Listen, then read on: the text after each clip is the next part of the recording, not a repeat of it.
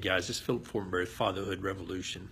And truly, a man is designed by God to lead. The Bible even says that, and he's chosen the man to be the leader of the family.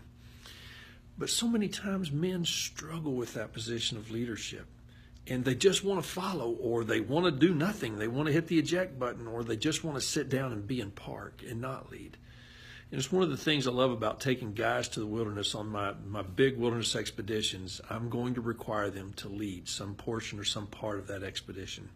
Well, sure, I'll teach first. I let them follow me at first, and then I give them the skills, and then I put it in their hands. And I say, okay, it's your job, and I want you to take me to here on the map. You're in charge. Now, they start to feel the weight of having to be the leader, of having to make the decision on where to cross the river, or do I stay in this canyon, or do I get on top of the mesa next to it, and which route is it that I'm going to take, and where are we going to get our next water, and what speed am I going to go at in order to keep the group together.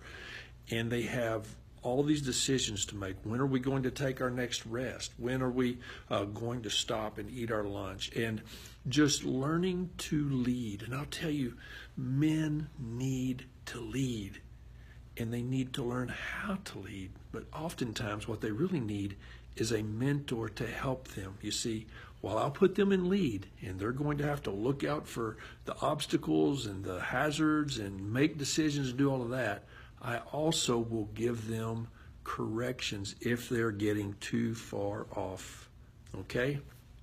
In other words, I won't let them get us into trouble. I want to drink of water too, okay?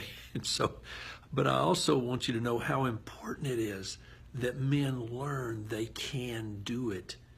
You see, whenever I first started doing these expeditions, a mistake I made was I led everything. Well, they don't learn as much that way.